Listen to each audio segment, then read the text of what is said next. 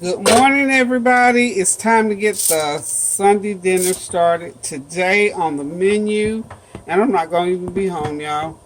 But this is what's on the menu today. What you see is some nice chicken breasts, and of course they're big and thick, so I'm going to cut them in pieces. Maybe make six out of them. And I'm going to do some rice and pinto beans and rice, and that's going to be basically it. Of course, I'll do corn muffins. Kareem is here, so I have to leave some food for him. Today, we're going to Barb's for dinner, and after dinner, we're going to a wine tasting. So I'm on the go again, but I always like, especially on Sunday, I have to put food in my kitchen on Sunday because who knows who's going to stop in, and my other kids, they'll come by, they'll be expecting. So I don't want them to have that deer in the headlight look when they walk in here if there's no food, because that's what they look like, deer in the headlight when if there's no food. I haven't seen that look in years, so let's get started here. I've got a ham bone from sometimes or other. Anyway, I pulled it out of the freezer. Let's get it out here. So this is mainly going to be in real time. This is a big old ham bone, but because I need to get it out of nice big ham bone, lots of meat on it. So what I'm going to do, because I can't cut it and it's frozen, I'm just going to go ahead and put it in the pan here. Got my big red pot out today. But I'm going to go ahead and put that ham bone, see there? Got it in the pan. And we're going to go ahead and let it start to boil. And I've got my pinto beans here. I've already washed them, rinsed them. That camera's up too close, seems like. Is that too close? Anyway, there's the pinto beans.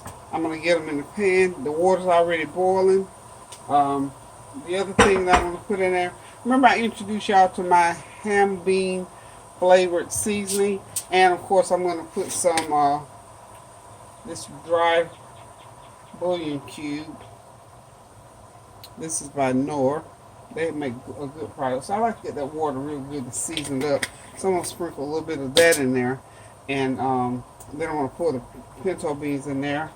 And let's see, where's my black pepper? Y'all know I always use black pepper on everything too. There we go. Good old Food Line black pepper. I'm going to do a teaspoon of that black pepper in there. Black pepper just seems to make your food, it just gives that little extra oomph, give it a little bite, and just make that food taste even better. So I'm going to do a teaspoon of black pepper. Not to put too much. I don't want to turn anybody off. So about a teaspoon of black pepper in there. That's going to do that. And I got some onion powder. That's what it is. I finally remembered to get my onion powder. So I'm going to put a teaspoon of onion powder in there. I like my beans real good and seasoned, so when you put it over that rice, it's good, y'all. Been had a busy week. Unbelievable. I've not been uploading. I'm sure y'all see, I think I did 2 things last week. Anyway, I have had all kinds of engagement. In fact, double engagements all last week. I mentored last week. I went to ROTC award ceremony. And that was like a double thing because I went in the afternoon to mentor on Tuesday. And then, no, that was on Tuesday. Oh, I went downtown on Tuesday. Wednesday, I had a doctor's appointment. I had to get my tag changed. All this stuff was all in 1 week. And then Thursday was when I had the ROTC appointment. And I think I was downtown again because I did something at the Arts Council. Don't ask me what. Friday, I was doing something during the early daytime, can't remember what it was, but then Friday night, I went to the Arts Council, to the Friday Night Jazz, and I'm telling you, if I could have recorded it for y'all, I would have. Okay, y'all, in go the pinto beans. This is about a pound and a fourth of beans. What I did with those was wash them real good, went through them, I call it picked them real good, make sure there was no rocks or bad beans in there.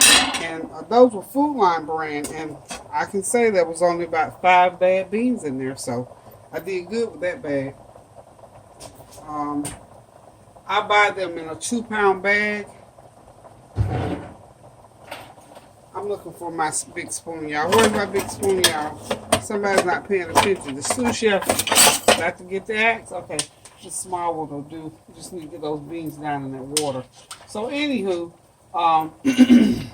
what was I talking about? Well, anyway, whatever comes to mind right now, I'm going to go ahead and say it.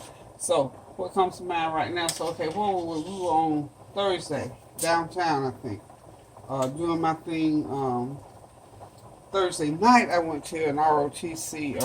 I'll come back because I know I'm not saying what I thought I was going to say. But anyway, let's talk a little bit about the ROTC thing with one of my little girls. That's one of my mentees. She's in ROTC. She's an 11th grader. Sweet, sweet, sweet little girl. She aspires to go into the military. She wants to be a nurse. And one of the best things that she did for herself was join the junior ROTC at school. So that will give her some things to, take into her life. So she'll have that. And she's been doing ROTC since 8th grade. So she's well on her way with that. I enjoyed it. She went up, I think, 6 times to get various awards. And I was real proud of her for that. So I hung out with her Thursday night. And okay, that was Thursday night. That's what I forgot to say on Thursday. Okay, I hung out with her on Thursday night. And one of these days, I'm going to introduce y'all to my girls that I mentor. I got to get them. Still working on them. Still working on them. Got my little freshman girls. And like I told you before, the one that's in ROTC is junior. So she'll be graduating in another year. Very proud of her. But like I said, she's very humble and does real well in school, and very, she got all the good conduct awards. She got the award for being courteous and mannerable. See, I'll take that any day. You could be an A student, but I want those manners and that respectfulness. So she got all those awards, and I was just bubbling over proud. And she also helps us look after her grandmother. This child is just awesome. So I'm surely going to introduce her to you in the time to come. Okay. Now, on the back burner there, I went ahead and put about 2.5 cups of rice in that. That's my little rice pot back there. I did my Uncle Ben's rice. My good old, this was Uncle Ben's rice this time because I got a good deal on it. So, here's what I'm going to do. I got my camera set up for up close. That's what I did because I want y'all to be able to see what I'm going to do with this chicken. Okay. I'm getting ready to go to church, y'all. So what I'm going to do is I'm going to get the beans going, and I'll get the rice going. Start out on high heat, turn it all the way down, covered it. Beans in the pot, they're boiling good. So I'm going to turn it to medium, down to medium high, and then I'm going to get started on my chicken. Okay, these pieces of chicken, you see, as big as you think they are, they are. So what I'm going to do, I'm just going to take and slice right like that to see what we're going to get. Because here's the deal. I'm going to put a batter on these. Okay, so I'm just slicing them right through like that. I don't like big old thick pieces of chicken, so that's why I'm cutting these down. Okay. I think it's almost like I'm going to make some, not nuggets, but what do you call it? Strips. So these would be nice, good sized chicken strips with this here. And the kids like these. And when I say kids, I'm talking about my grown folks, honey. They love everything. Anyway, we're not doing the, we might allow the flavor train to roll in. Let me tell you, I'm going to leave this food because I'm telling you, I'm trying to stop eating so much. Because after all, we are going out to dinner to Barb's house, and she's doing authentic Jamaican food because she is Jamaican. Okay, so she's doing Jamaican food today, and we're going to eat with her because she has company. Her cousin is visiting, and I'm gonna get his story together and get on YouTube and talk to y'all about it. Get on my channel rather and talk to y'all about it one day next week. It is so awesome, and it's all about loving life and surviving the impossible by the grace of God. And that's what this young man has done. And I am so humbled and impressed and loving life even more than I was before since he came. I knew him already, but he had moved out to California and he's back. And he's just amazing. So I'm not going to get off into that because I could talk about that all day. But anyway, let me just go ahead and get my little strips done here. Okay. They're going to be some big strips, but that's okay.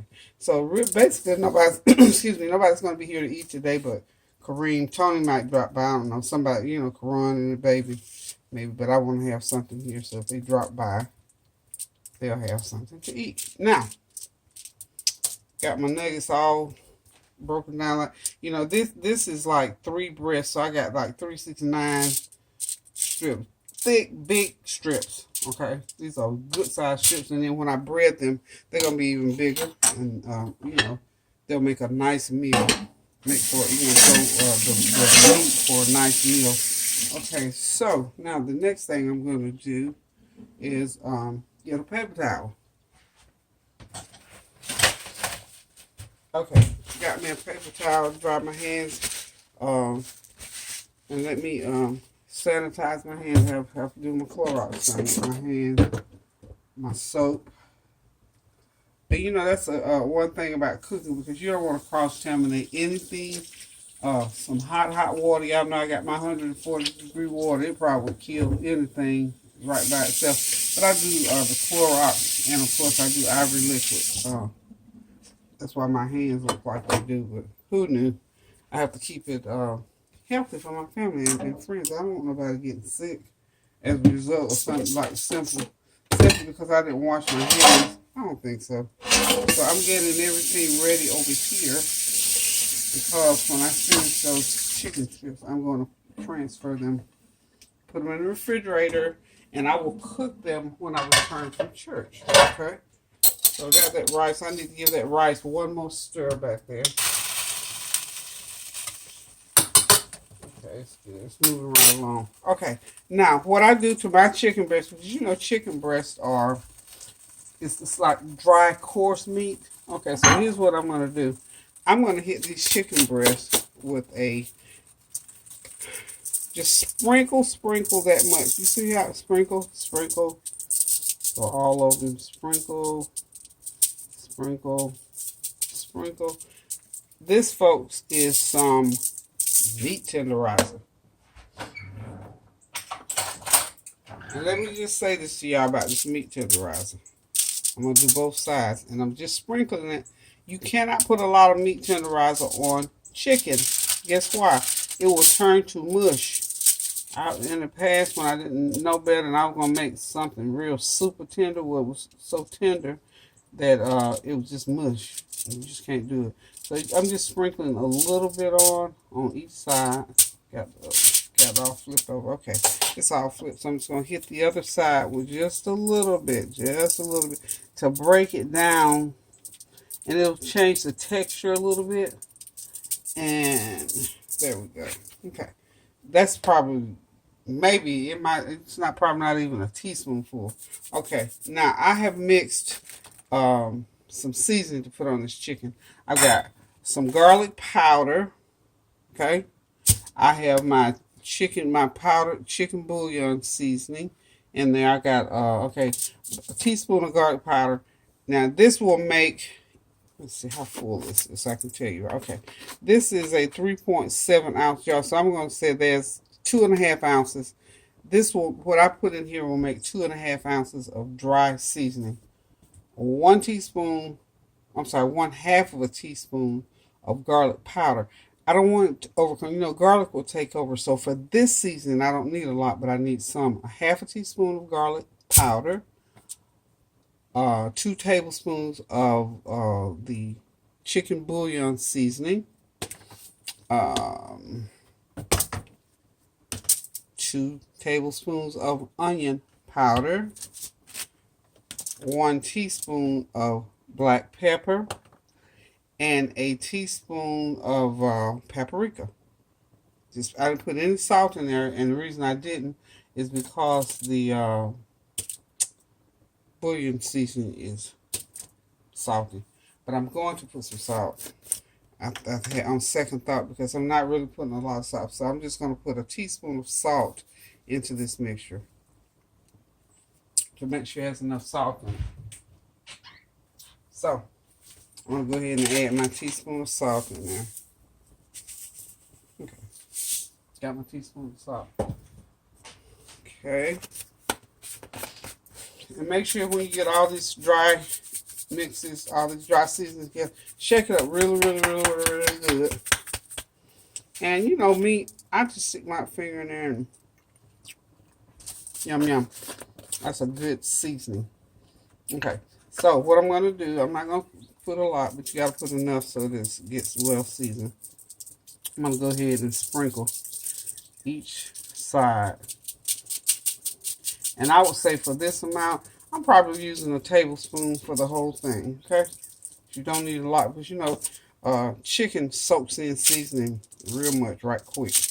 Now, while I'm doing that, I'll keep on talking. Okay, so we got to do this, get all this. See, this is another reason why a whole lot of stuff gets done ahead of time, because these little things take a little bit of time, but I just want to do this in real time because I'm not cooking a whole lot today, so I can show any beginner. These for my beginner people who are not, you know, who just need to just see it.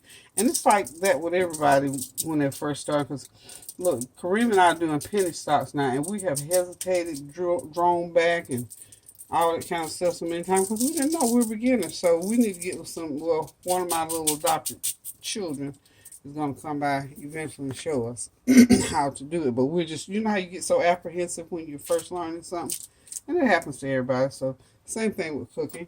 Okay, now this is my big old heavy silver heavy duty meat mallet. So I'm just going to take this meat mallet and I'm going to beat these breasts out.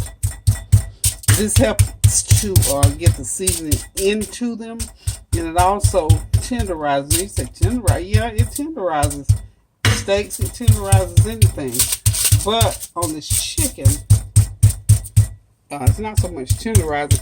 It sort of breaks it down a little bit so it's not so dry. And what I'm going to do once I get them all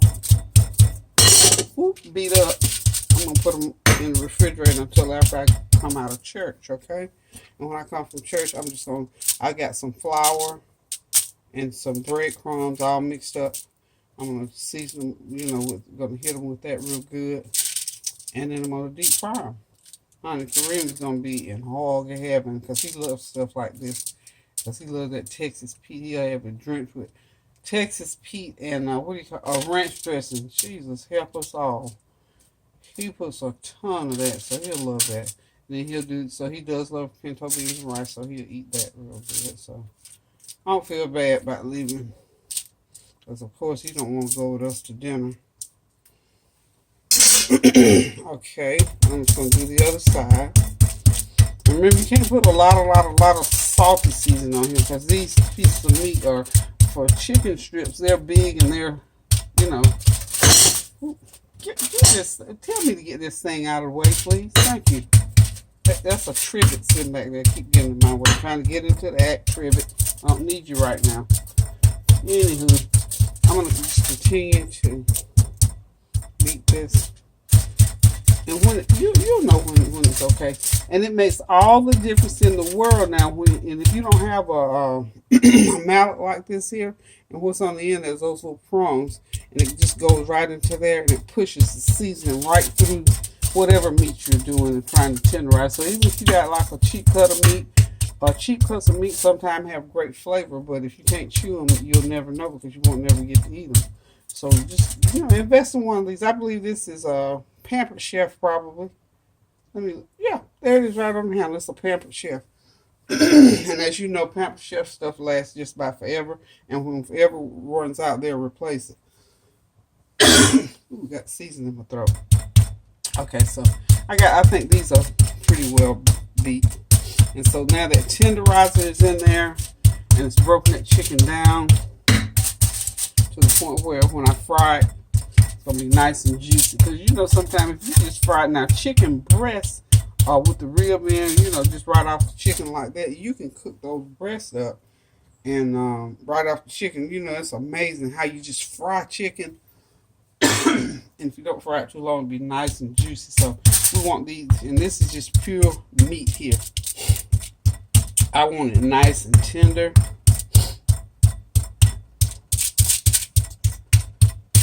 Okay, this is just my extra. Y'all know I'm extra. So anyway, I just wanted to tune in with y'all this morning to let you see what I'm doing. Because like I said, the flavor train may or may not run this evening. I'm not real sure what we're going to do because I don't know how long we're going to be at this wine tasting. This is a friend of Barbara's house that we're going to this afternoon to do the wine tasting. So Again, let me apologize for the last 2 Sundays. I think it's the last 2 Sundays.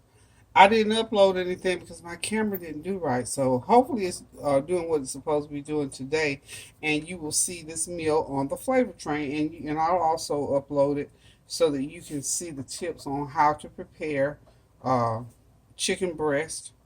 And I'll think of a name of them when I come back. But they're just chicken breast. But seriously, this is just how you do chicken breast. We're just going to fry chicken breast like that. And if you want to make some nice chicken tenders, that's my word, chicken tenders. You want to make some. So these are just Peggy's chicken tenders, fried my style, with the seasoning and all, what you put on them so they taste really, really good when you dip them in that dry, drench them rather than that Texas Pete, or dip them in ketchup, or you can do them with ranch dressing. They're real good with that. So I'm going to go ahead and transfer these to another container, and they're going to go in the refrigerator for the next couple of hours. And when I come out of church, I'll tune back in with y'all, because at that point I'm going to fry them. Hopefully the beans will be done, the rice will be done, and all we have to do is leave it on the stove so Kareem can come fix him a big old plate. Or if the flavor train pulls in, if some people got it on the flavor train along the way, they might come in here and eat while I'm gone. And we might also eat a little bit when we come back this evening. Depends on how hungry we are, how much wine tasting and hors d'oeuvres they have. So until I come back, I want to sign off for now, guys, and love y'all. Hope y'all get a chance to go to church in between time. If not, I'll pray for you. You pray for me, and I'll see you shortly. Hey y'all, I'm back from church. I'm back in the kitchen. Get ready to finish this meal up. I tell you what, I had to have me some greens, so I stopped by. I didn't have any already before I started cooking this morning, so I stopped by Food Line and got me some kale. And so I had to get a bag of collards this time because they did not have any 2 bags of kale. So I got a bag of collards, a bag of kale. So I'm gonna do the collards and kale. You can mix those greens, or you can mix kale and turnips, or I don't ever mix the collards and turnips, but I'll do kale and collards together. So I got a bag of kale and I got a bag of collards. So they're already clean, chopped, and washed. That's what I love about this brand. They're tried and true, and they are wonderful. So I got some water on the stove here. So this is 2 pounds of collards. I had to get my super jumbo bag. Cooker, my boiler, my pan out. So what I'm going to do, I'm going to be putting those 2 bags of collards and kale, which is like 2 pounds of greens, in this big old pan of water. Okay, so y'all see my big pan of water. And to that water, I've added, excuse me, a tablespoon of chicken bouillon seasoning, and about a teaspoon of that ham flavored seasoning. And I've got some little pieces of ham I'm going to drop in there, just like I did with the pinto beans. So those pinto beans are just about done from this morning when I put them on. I'm just going to let them cook. I always like to let my pintos cook down until they get like a little gravy to them. So when I put it over that rice, it's wonderful. Or if I pour it over some cornbread, it's wonderful.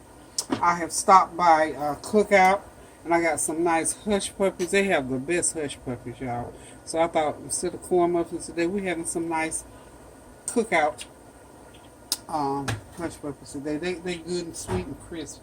And I'm getting ready to fry the chicken. So I'm going to say hang on for me just a few minutes. Okay, I got the collards in, so I'm trying to get it back to a rolling boil. And then I'm going to go ahead and put the kale in and cover it, and we're going to have these kale and collards going. I don't know why I just didn't have any veggies. Like I told you, I've been running all week, and I didn't realize I didn't have any green veggies going, so I thought, you know what, girl, why don't you store and get some kale and collards or something. And they did not have a 1 bag of kale, so we're getting collards with them today. Anyway, y'all know these are my superfoods, and I always try to cook the superfood so I have it on hand. Should some be left next week when I'm eating, sometimes I have leftover. All I have to do is cook some kind of another kind of entree to go with it. So got my trusty kale in there. So I've got, like I said, I got 2 pounds of greens. That's why I'm gonna show y'all the collard bag. Anyway, it's about the same company, Kale Greens. Okay. So got the kale and the collards in that seasoned water. Make sure you season that water real good. Chop that onion up. You can do a large onion, medium size, whichever one you have, or whichever one you want, actually. So this is a super big pot here. So just gonna get them all scrunched down in there. And toward the end, I'm gonna, I have to put my butter in, and I'm gonna put some ham pieces in there as well. They're already cooked, so I'll put them in last. So basically what I'm going to do now is let this food cook, let the beans continue cooking. They're doing well back there on the back burner. That ham has cooked to pieces in there. Let's see if you can see over in that pot. Yeah, y'all see it. Those pintos and that ham meat has cooked to pieces. I got to stir it up, but I want that juice to get a little bit thicker in that pot. Like I said, we can put it over that rice water to kind of stick to it. So we're just going to let that, they taste well. I mean, real well. And one other thing that I do, and just be careful with this too. This is something I do. I don't know. I season food by taste. Like if somebody cooks something, I'm trying to figure out what they got in it, and I don't get a chance to ask. I figured out that a little bit of vinegar in your pinto bean, but you have to be very careful now. Make sure you don't put too much in there because you don't want your pintos all tart and weird tasting. So a little bit of vinegar, I would say to this is like a 1 pound, a little over a pound of pintos, and that big old ham hock, and about 8 cups of water. I put like a tablespoon of vinegar in it. It just gives it that little edge that you need. Okay, so they're boiling now. I'm going to let them continue to cook, and when they get to a good boil, I'm going to lower that heat, and we're just gonna let everything rip for right now. So the rice is all done. I'm getting ready now to put those to fry that chicken up because we got somewhere to go at once. I'm gonna have to go ahead and start frying it. I need to go change my clothes, but just want to let y'all know where I was with this Sunday dinner. So we'll see what we're gonna do about the flavor train later. Kids haven't come in yet to decide what they want to do. Like I said, we're going to a wine tasting, and I'm looking forward to it. I'm excited about it, but I also cook my own food, even though I'm going out to eat dinner at Bob's. Because when we get back here 5 or 6 o'clock tonight, honey, we might be ready to eat again. So I have our food here on the stove waiting. So hold on. Hey y'all, I'm back just for a quick tip. Look, I almost had an international incident. I had put my pinto beans on the back burner and let them continue to cook, and I thought I had the heat down low, but I had it on high. Good thing I had plenty of water still in them, and I used heavy cookware, so it saved the day. Because honey, those pintos had started to stick, and I have a very keen sense of smell, and I could smell them. I can smell when something's brown, when it's black, whatever. So my nose told me something is getting dark brown. Looked over, my beans were sticking, so I saved the beans. Now if that happens to you, what you need to immediately do, get you another big pot. Do it carefully now, because remember, it's boiling hot. You got to take it out of that pan that started to scorch, because that burnt is on all the way at the bottom. So honey, I'm in here having church all over again, shouting, thanking Jesus, because honey, I don't even know what I was going to do if I had burned up that big old pot of pinto beans and ham. So I tell God, thank you for a keen sense of smell. And I give you the tip. Pay attention to what you're doing on that stove. Make sure that you don't have that heat on high unless you're right there. I don't usually walk away from the stove when I have it on high, but I thought it was on high, but it was on low. So needless to say, now I'm turning them off. So I'm going to let them sit there. After they get to a certain point, they'll thicken as they sit there because they're so hot. But anyway, I just had to share that, honey, because my heart was beating fast, y'all. Okay, y'all, there it is. It's almost ready. Got the kale greens and the collards just about ready. I had to put them in this huge pot. They shrunk down a lot, but anyway, that's 2 pounds of kale and collards. Ooh, that's the steam. Those pinto beans that I saved, y'all, they're ready. And over here we got these chicken breast tenders. They're frying up, so they'll be ready in a minute. I got to flip them here shortly. And then they're going to be out of the skillet. See how pretty and brown? So we're almost done with these. And in this, I've got some flour, and I put some those seasoned up breadcrumbs in them. So they'll be nice and crispy. So we almost got this dinner going, and of course the rice is back there, and we got some hush puppies, courtesy of a cookout. So we probably got this dinner ready. I don't know if the flavor train is gonna be coming through today or not, but in case it does, for any reason, to socialize, to eat, or whatever, we got some vittles on the stove, and plus, like I told y'all, we're going out this afternoon, and who knows how we're gonna feel when we get back in here. So we got some food ready. So look. Thank you guys for tuning in with me. Got to make this fast and furious. We're getting ready to get out of here in a few minutes to go to Barb's and partake of her Jamaican dish. And when we come back, we'll probably be a little bit hungry. So I got it all ready for us to eat and enjoy when we get back. So until I cook again, I'm going to say keep those prayers going up so the blessings will continue to come down. And I love you. Toodaloo.